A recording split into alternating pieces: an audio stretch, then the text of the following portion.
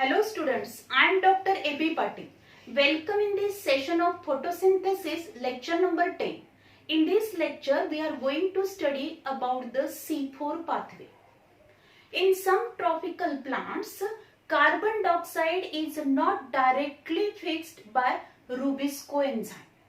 Instead of that, these plants shows another pathway, and this is nothing but the C4 pathway.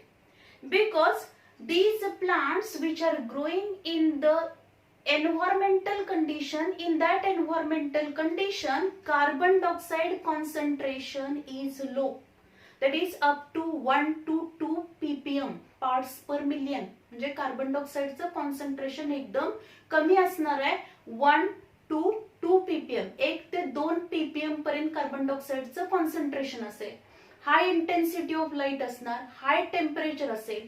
त्या कंडिशनला rubisco enzyme हे carbon dioxide fixation करू शकत नाही. म्हणजेच रुबिस्को एन्झाइमची बाइंडिंग साइट जी आहे, कार्बन डायऑक्साइड बाइंडिंग साइट जी असणार आहे, तिथं कार्बन डायऑक्साइड बाइंड होत नाही. And due to which in these plants there is another pathway. तिथं आपल्याला एक दुसरा पाथवे पाहायला मिळतो आणि त्याला आपण C4 पाथवे म्हणतो. की जो C4 पाथवे अगदी लो CO2 कॉन्सन्ट्रेशनला सुद्धा कार्बन डायऑक्साइडचं फिक्सेशन करणार आहे. And this is called as a C4 pathway or C4 cycle. The plants which shows the C4 pathway, these plants are known as C4 plants. And we observed that there are 1500 different species of the plant and 18 different families. म्हणजे 18 families आणि जवळपास 1500 species मध्ये आपल्याला हा C4 pathway पाहायला मिळतो. So in this C4 pathway the carbon dioxide fixation which is takes place at a high temperature, then high intensity of light, low CO2 concentration, low carbon dioxide concentration ला पण carbon डायऑक्साइडचं fixation होणार. The plant which shows the C4 pathway, in these plants a special type of anatomy is present, and this is nothing but the Kranz anatomy. This pathway was firstly observed by the scientist H.P. Korshak in 1965. Reported this pathway in sugarcane. म्हणजे पहिल्यांदा हा pathway कुणी reported केलेला आहे, तर कोशक नावाचा scientist आहे. त्या कोशकनी पहिल्यांदा शुगर केन मध्ये हा पाथवे ऑब्झर्व केला. Then this pathway is in detail studied and confirmed by the two scientist, that is M.D. Hatch and C.R. Slack in 1970. 1970 मध्ये हॅच अँड स्लॅक या दोन सायंटिस्टनी या पाथवेच्या इन डिटेल reaction study केल्या. How this pathway is takes place, what are the different reactions are takes place in this pathway, studied by Hatch and Slack. Then this pathway which is observed in the C4 plants, and C4 plants which shows a special type of the anatomy in their leaves, and this anatomy which is known as a Kranz anatomy. Why it is called as a Kranz anatomy? Because in these leaves, when we observe the tiers of C4 leaves, then we observe that vascular bundle which is encircled or surrounded by special type of the cells, and these are nothing but the bundle sheath cells. And this structure is look like the width, it look like the necklace, or it look like the garland, so it is known as a Kranz anatomy. म्हणजे आपण जर बघितलं तर C4 cycle जी असणार आहे ती आपल्याला C4 plants मध्ये पाहायला मिळेल. आणि हा पाथवे तिथं होण्यासाठी या प्लांटच्या लीव्स मध्ये एक स्पेशल टाइपची अॅनाटॉमी आपल्याला पाहायला मिळते, आणि त्या अॅनाटॉमीला आपण क्रान्झ अॅनाटॉमी म्हणतो. कारण का, जे व्हॅस्क्युलर बंडल आहे, व्हॅस्क्युलर टिश्यू जे असतील त्याच्या भोवती बंडल शीथ सेल्स प्रेझेंट असतील. आणि या बंडल शीट सेलची अरेंजमेंट ही कशी असणार आहे? या व्हॅस्क्युलर बंडल भोवती एखाद्या गार्लंड सारखी, एखाद्या माळेसारखी असेल, एखाद्या नेकलेस सारखी त्याची अरेंजमेंट आहे, म्हणून त्याला आपण क्रान्स अनाटॉमी म्हणतो. When we observed the structure of the Kranz anatomy, we observed the tiers of lip, that is transverse section of the lip showing the Kranz anatomy. तर ही डायग्राम जर आपण बघितली तर आपल्याला लक्षात येईल, this one is the upper epidermis of the lip, lower epidermis of the lip. Then all these are the mesophyll cells. Then in the centre, आता इथं सेंटरला जर तुम्ही बघितला, हे रेड कलरनी जे स्ट्रक्चर दाखवले ते काय असेल? झायलेम टिश्यू आहेत. Means xylem, this vascular tissue is present and this is the phloem. This vascular tissue is present and this xylem and phloem which form the vascular bundle. आणि vascular बंडलच्या भोवती आपल्याला ह्या बंडल शीट सेल्स पाहायला मिळतील आणि त्याची arrangement कशी आहे? गार्लंड सारखी आहे. म्हणूनच या अनाटॉमीला आपण काय म्हणतो? क्रान्स अनाटॉमी म्हणतो. आता इथं जर आपण बघितलं, below this upper epidermis and above this lower epidermis there is a presence of number of mesophyll cells. या सगळ्या मेसोफिल सेल्स असतात. And these mesophyll cells which are not differentiated into palaceid tissue and the spongy tissue. त्यांचं differentiation हे palisade आणि spongy tissue मध्ये झालेलं नाही. All mesophyll cells are similar one, एकसारखे असणार आहेत. Then in the centre vascular bundle is present, means vascular tissue, that is xylem and phloem. These vascular tissues are present and which are surrounded by large bundle sheath cells. And these large bundle sheath cells and these mesophyll cells shows chloroplast dimorphism. म्हणजे जर आपण बघितलं, ह्या mesophyll cells आणि bundle sheath sale जे असणार आहेत त्यांच्या क्लोरोप्लास्ट मध्ये आपल्याला डायमॉर्फिझम पाहायला मिळतं. Means their chloroplast are dimorphic one. म्हणजे मॉर्फोलॉजिकली ते आपल्याला काय दिसणार आहेत? वेगळं असणार आहे त्यांचं स्ट्रक्चर. जर आपण बंडल शीट सेल मधले क्लोरोप्लास्ट बघितले तर chloroplast which are present in the bundle sheath cells, these chloroplast which are larger in size, less in number, and these chloroplast with agranal chloroplast, means grana is absent in that chloroplast, only stroma present असणार. म्हणजे जर आपण बघितलं, ज्या bundle sheath cells आहेत त्या bundle sheath sale मधल्या chloroplast जे असणार आहे त्या क्लोरोप्लास्टची साईज मोठी आहे, त्याचा नंबर कमी आहे आणि प्रत्येक क्लोरोप्लास्ट जो असणार आहे त्या क्लोरोप्लास्ट मध्ये फक्त स्ट्रोमा प्रेझेंट असतील, ग्राना अब्सेंट असणार. Means the chloroplast of bundle sheath cells are without grana, म्हणजे त्याच्यामध्ये ग्राना असणार नाही. तेच जर आपण मेसोफिल सेल्स मधले क्लोरोप्लास्ट बघितले, in mesophyll cell chloroplast they are with grana. म्हणजे ह्या मेसोफिल सेल्स मधले क्लोरोप्लास्ट जे असणार आहेत, these chloroplast are with grana, म्हणजे त्यांच्यामध्ये ग्राना प्रेझेंट असेल, but also stroma is present, but stroma is in very less amount. अगदी कमी प्रमाणात स्ट्रोमा त्याच्यामध्ये प्रेझेंट असणार आहे. ग्राना तिथं प्रेझेंट असेल या मेसोफिल सेलच्या क्लोरोप्लास्ट मध्ये. त्याचबरोबर या क्लोरोप्लास्टचा जर नंबर आपण बघितला, they are more in number and smaller in size. त्याची साईज लहान आहे आणि नंबर जास्त असेल as compare to bundle sheath cell chloroplast. So in this way, this bundle sheath cell chloroplast and mesophyll cell chloroplast which are dimorphic in nature, म्हणजे दोन्हीचं क्लोरोप्लास्टचं structure आपल्याला different पाहायला मिळतं. And this dimorphic structure of the chloroplast which play very important role in the C4 pathway. आपण बघितलं अजून एक difference आपल्याला याच्यामध्ये पाहायला मिळतो, तो म्हणजे काय तर बंडल शीटच्या क्लोरोप्लास्ट मध्ये आपल्याला स्टार्च ग्रेन पाहायला मिळतील, पण मेसोफिल सेलच्या क्लोरोप्लास्ट मध्ये आपल्याला स्टार्च ग्रेन पाहायला मिळणार नाहीये.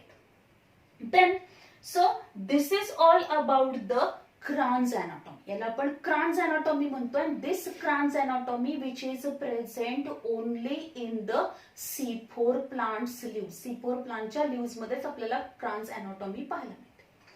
Then how this C4 pathway is takes place in these C4 plants. या C4 plants मध्ये C4 pathway कशा पद्धतीने होणार? If you observe this diagrammatic representation of the C4 pathway or the HSK pathway, कारण या पाथवेला आपण HSK पाथवे पण म्हणतो, हॅच स्लॅक अँड कोशक पाथवे पण आपण म्हणतो, किंवा हॅच अँड स्लॅक पाथवे पण त्याला म्हटलं जातं, किंवा दिस C4 pathway which is also known as dicarboxylic acid cycle, त्याला डायकार्बोक्सिलिक ऍसिड सायकल पण म्हटलेलं आहे. When we observe the diagrammatic representation of these C4 pathway, then we observe that some reactions of the C4 pathway which are takes place in the mesophyll cell chloroplast and some reactions which are takes place in bundle sheath cell chloroplast.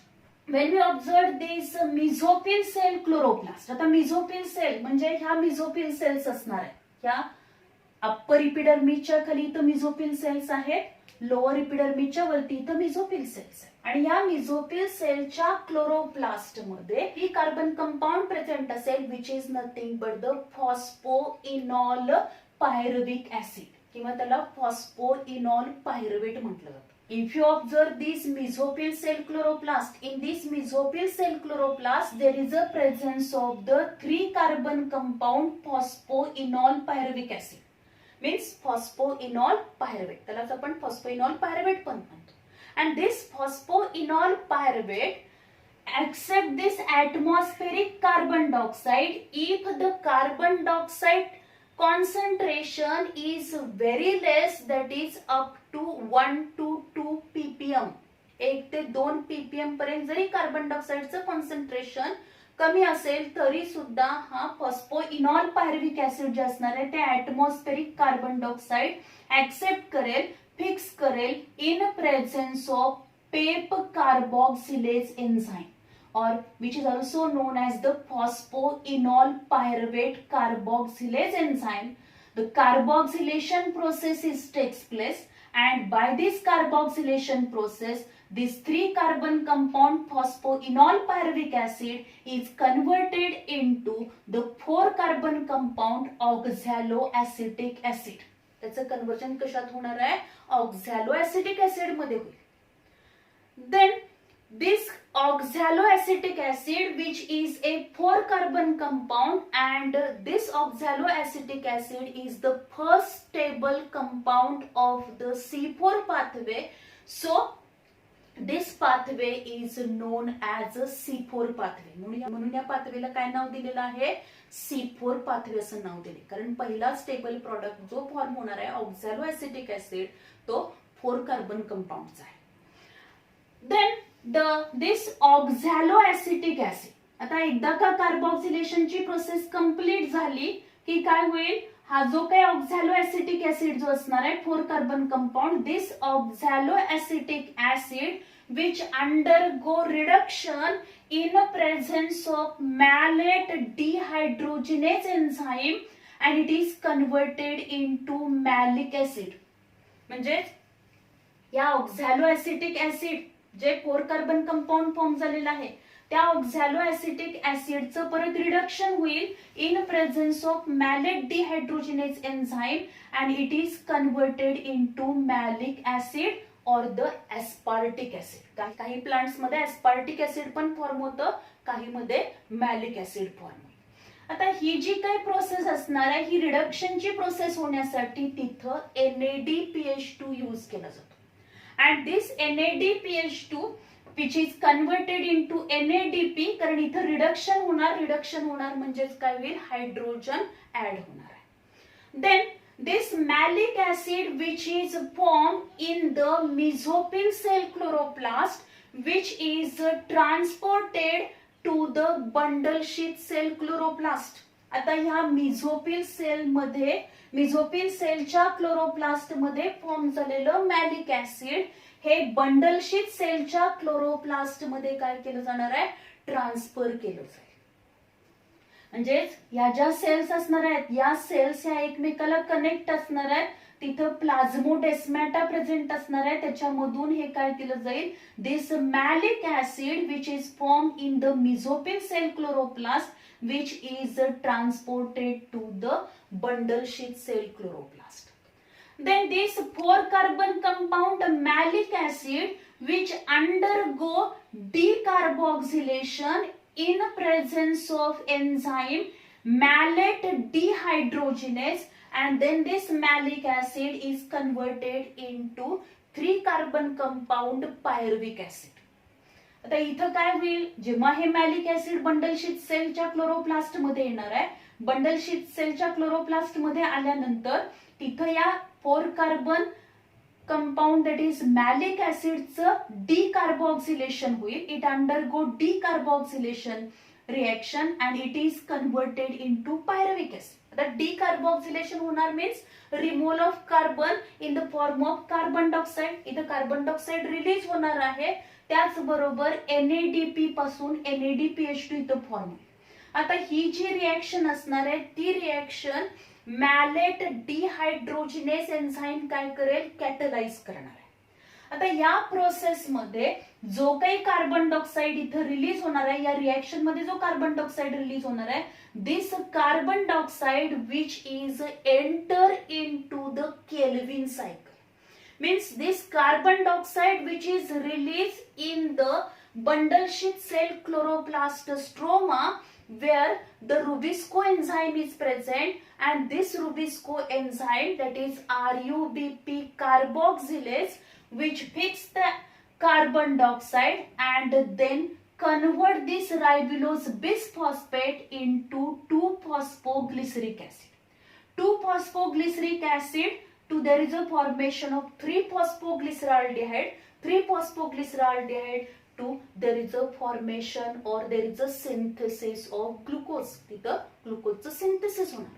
म्हणजेच बाहेर atmosphere मध्ये तर काय आहे, carbon डायऑक्साइडचं concentration कमी आहे आणि या लो कार्बन डायऑक्साइड कॉन्सन्ट्रेशनला रुबिस्को एन्झाईम हा ऍटमॉस्फिअर मधला कार्बन डायऑक्साइड ऍक्सेप्ट करू शकत नाही, फिक्स करू शकत नाही, आणि त्यामुळं त्या कंडिशनला C4 प्लांट्स मध्ये मेसोफिल सेलच्या क्लोरोप्लास्ट मध्ये जे पेप कार्बोक्सिलेज एन्झाईम प्रेझेंट आहे, means phosphoenol pyruvate carboxylase enzyme आहे, त्या ऍटमॉस्फिअर मधला कार्बन डायऑक्साइड फिक्स करेल.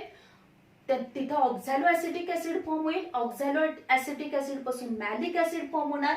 हे मॅलिक ऍसिड परत बंडल शीथ सेलच्या क्लोरोप्लास्ट मध्ये येईल. बंडल शीथ सेलच्या क्लोरोप्लास्ट मध्ये आल्यानंतर या मॅलिक ऍसिडचं डिकार्बोक्सिलेशन होणार, म्हणजे मॅलिक ऍसिड मध्ये जो कार्बन डायऑक्साइड फिक्स केला होता तो इथं रिलीज होणार आहे by decarboxylation process, and this carbon dioxide which is available to the Rubisco enzyme. म्हणजे ही प्रोसेस सतत होणार आहे, त्यामुळे कार्बन डायऑक्साइडचं कॉन्सन्ट्रेशन हे बंडल शीथ सेलच्या क्लोरोप्लास्ट मध्ये इन्क्रीज होणार आहे. बंडल शीथ सेलच्या क्लोरोप्लास्टच्या स्ट्रोमामध्ये कार्बन डायऑक्साइडचं कॉन्सन्ट्रेशन वाढलंय आणि त्यामुळे रुबिस्को एन्झाईम जे असणार आहे, means RUBP carboxylase which fix this carbon dioxide and convert the ribulose bisphosphate into 2-phosphoglyceric acid. 2-phosphoglyceric acid is converted into 3-phosphoglyceraldehyde, and 3-phosphoglyceraldehydes which are used for the synthesis and regeneration process साठी ते use केला. म्हणजे in this way there is a synthesis of the glucose. ग्लुकोजचं synthesis. आता हा जो काही pyruvic acid इथं फॉर्म झाला, मॅलिक ऍसिड या 4 कार्बन कंपाऊंड पासून 3 carbon compound pyruvic acid form झालं by the decarboxylation process. Then this pyruvic acid which is formed in the bundle sheath cell chloroplast is transported to the mesophyll cell chloroplast. तो mesophyll सेलच्या chloroplast मध्ये काय केला जाणार आहे, transport केला जाईल. आणि ट्रान्सपोर्ट केल्यानंतर इथं या पायरुव्हिक ऍसिडचं फॉस्फोरायलेशन होणार. This pyruvic acid undergo phosphorylation in presence of phosphate pyruvate dikinase enzyme. Here for the synthesis of 1-phosphoenol pyruvic acid 2 ATP molecules are used. म्हणजे जर आपण बघितलं हा जो काही पायरुव्हिक ऍसिड इथं मेसोफिल सेलच्या क्लोरोप्लास्ट मध्ये ट्रान्सफर केला, दिस pyruvic acid which is transported into the mesophyll cell chloroplast. Then this pyruvic acid which undergo phosphorylation process in presence of phosphate pyruvate kinase enzyme by using ATP, and this pyruvic acid is converted into phosphoenol pyruvic acid. And for the formation of one molecule of phosphoenol pyruvic acid, there is a utilization of the 2 ATP molecule. Means 2 ATP molecules are used for the formation of one phosphoenol pyruvic acid from pyruvic acid. So in this way, there is a synthesis of these phosphoenol pyruvate, and again this phosphoenol pyruvate which is ready to fix the atmospheric carbon dioxide. Then again it is converted into oxaloacetic acid to malic acid. Then this malic acid transported to the bundle sheath cell. In bundle sheath cell chloroplast, malic acid is converted into pyruvic acid by decarboxylation process. The carbon dioxide which is released by this decarboxylation process enter into the C3 cycle for the synthesis of glucose molecule. Glucose moleculeचं synthesis होतं. आता त्यानंतर हा pyruvic acid परत या मिझोफिल सेलच्या chloroplast मध्ये येईल. परत या पायरुविक ऍसिडचं फॉस्फोरायलेशन होणार and it is converted into phosphoenol pyruvic acid और phosphoenol pyruvate. Phosphoenol pyruvic acid carboxylase enzyme means PEP carboxylase enzyme which having the more affinity of the atmospheric carbon dioxide than the Rubisco enzyme. Plants which are growing in the environmental condition like the high intensity of light, high temperature, low CO2 concentration, in that environmental condition the plant shows the C4 pathway because in these plants Kranz anatomy is present and in their chloroplast PEP carboxylase enzyme is present, and this PEP carboxylase enzyme which having the ability to fix the atmospheric carbon dioxide. आता इथं जर आपण बघितलं की ह्या C4 पाथवेचे importance काय आहेत, what are the different importance of this C4 pathway. This C4 pathway is more efficient than the C3 pathway. The plants which showing the C4 pathway in which the yield is more as compared to the C3 plants. C3 plants पेक्षा C4 plants ची yield जास्त असते. त्याचबरोबर जर आपण बघितलं C4 plants which require the low CO2 concentration, म्हणजे low CO2 concentration मध्ये हे कार्बन डायऑक्साइडचं फिक्सेशन करू शकतात. Then this C4 pathway which is takes place in the high temperature, that is 35 to 45 degrees Celsius temperature, then the high intensity of light and low CO2 concentration, that is 1 to 2 ppm. या environmental कंडिशनला सुद्धा हा C4 pathway होणार आहे आणि ह्या environmental कंडिशनला सुद्धा हे प्लांट्स काय करू शकणार आहेत, ऍटमॉस्फिअर मधला कार्बन डायऑक्साइडचं फिक्सेशन करू शकणार आहे. Then C4 plant shows the more yield.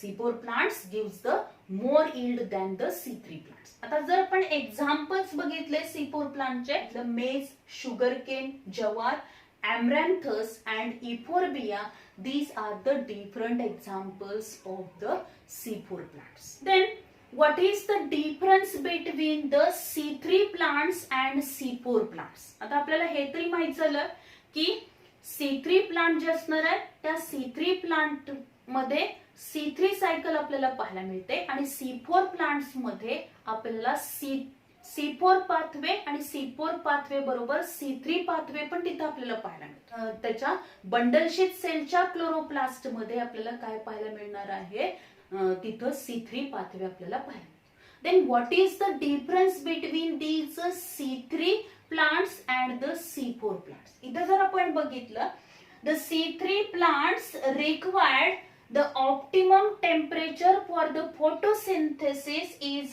10 to 25 degrees Celsius. म्हणजे C3 प्लांट्सला फोटोसिंथेसिस साठी जे टेम्परेचर लागणार आहे ते किती असेल, 10 to 25 degrees Celsius. And C4 plants which require Optimum temperature for the photosynthesis is 30 to 45 degrees Celsius. Then the plants are adopted this C3 pathway in the tropical, subtropical climate region. म्हणजे जे plants हे tropical, subtropical climatic रिजनला त्यांची growth होणार आहे त्या plants मध्ये आपल्याला C3 pathway पाहायला मिळतो. Or these plants which are mostly observed in cold climatic condition. The C3 plants which are mostly observed in tropical and subtropical climatic condition, and these are observed in a cold climatic condition. जर आपण बघितले C4 plant जे असणार आहेत, C4 plants mostly adapted the hotter climatic region of the equator, and they are also present in the tropical region. Then the first stable product of the C3 plant is the 3-phosphoglyceric acid, and first stable product in the C4 plants is oxaloacetic acid. जर आपण बघितलं पहिला stable product जो C3 plants मध्ये form होणार आहे तो कोणता असेल, 3-phosphoglyceric acid. And in C4 plants first stable product during photosynthesis is oxaloacetic acid, which is a 4-carbon compound. Then the leaf anatomy. जर आपण बघितलं C3 प्लांटच्या लीफ अॅनाटॉमी जी असणार आहे ती कॉमन आहे, आणि C4 प्लांटच्या लीफची अॅनाटॉमी जी असणार आहे which is a Kranz type of anatomy. Then the photorespiration. Photorespiration which is present in the C3 plants. C3 plants मध्ये जेव्हा एन्व्हायरमेंट मध्ये कार्बन डायऑक्साइडचं कॉन्सन्ट्रेशन कमी असेल, हाय टेम्परेचर आहे, हाय इंटेन्सिटी ऑफ लाईट असेल आणि ऑक्सिजनचं कॉन्सन्ट्रेशन जास्त असेल, अशा वेळी C3 प्लांट मध्ये फोटो रेस्पिरेशन होणार आहे. पण जर आपण C4 प्लांट्स मध्ये बघितलं तर C4 प्लांट्स मध्ये जरी एन्व्हायरमेंट मध्ये कार्बन डायऑक्साइडचं कॉन्सन्ट्रेशन कमी असेल तरी सुद्धा तिथं फोटो रेस्पिरेशन होणार नाही, कारण C4 प्लांट्स मध्ये आपल्याला एक अल्टरनेटिव्ह पाथवे पाहायला मिळतो, त्याला आपण C4 पाथवे म्हणतो, की जिथं पेप कार्बोक्सिलेज या एन्झाईमच्या प्रेझेन्सी मध्ये कार्बन डायऑक्साइडचं फिक्सेशन केलं जाईल. Then during this C3 pathway, whenever there is a synthesis of glucose molecule in the C3 pathway, there is a utilization of 18 ATP and 12 NADPH2. म्हणजे C3 pathway मध्ये जेव्हा एक glucose molecule synthesise करायचं आहे त्यावेळी 18 ATP आणि 12 NADPH2 use केले जाते.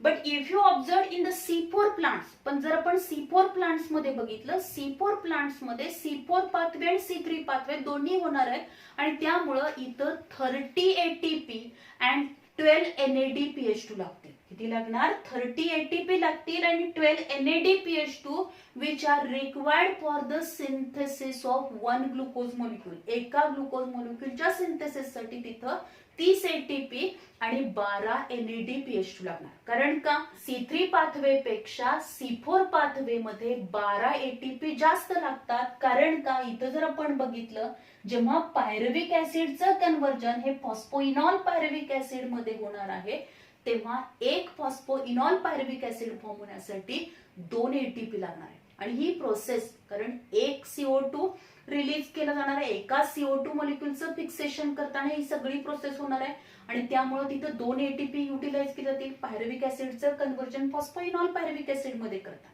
आणि ही प्रोसेस 6 वेळा होणार आहे, कारण 6 कार्बन डायऑक्साइड लागणार आहे एक ग्लुकोज मॉलिक्यूल सिंथेसाइज करायचं असेल. म्हणजे 12 ATP जास्त लागणार आहे, 12 ATP जास्त लागतील, आणि म्हणून C4 प्लांट्स मध्ये एक ग्लुकोज मॉलिक्यूल सिंथेसाइज करण्यासाठी 30 ATP अँड 12 NADPH2 लागणार.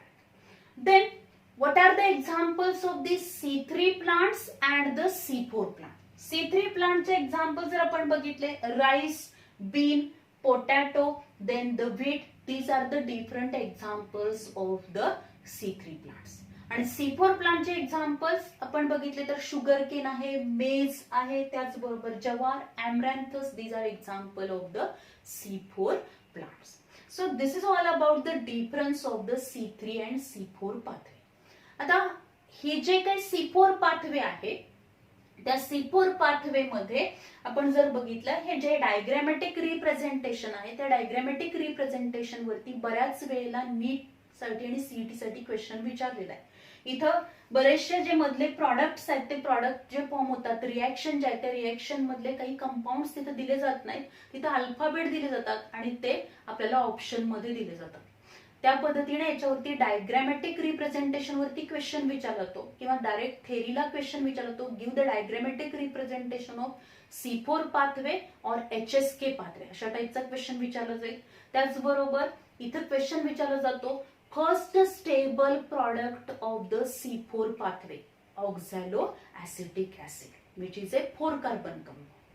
Then the next याच्यामध्ये क्वेश्चन विचारला जाईल that is which enzyme is used in the C4 pathway for the fixation of atmospheric carbon dioxide. atmospheric carbon dioxide fixation करण्यासाठी कोणता enzyme वापरला.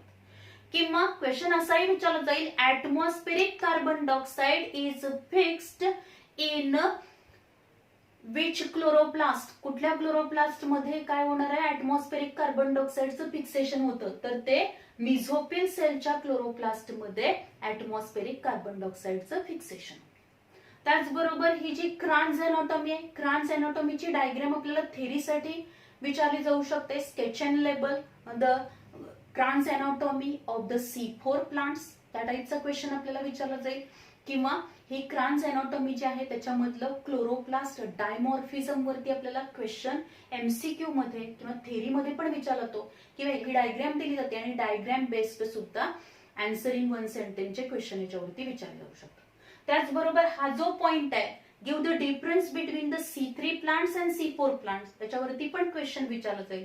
त्याचे examples पण MCQ साठी म्हणजेच नीट आणि सीईटी साठी इम्पॉर्टंट आहे. त्याचबरोबर ATP how many ATP and NADPH2 are required for the synthesis of one glucose molecule in C3 pathway and C4 pathway. This point is also important for the NEET and CET. So this is all about the C4 pathway. Thank you very much.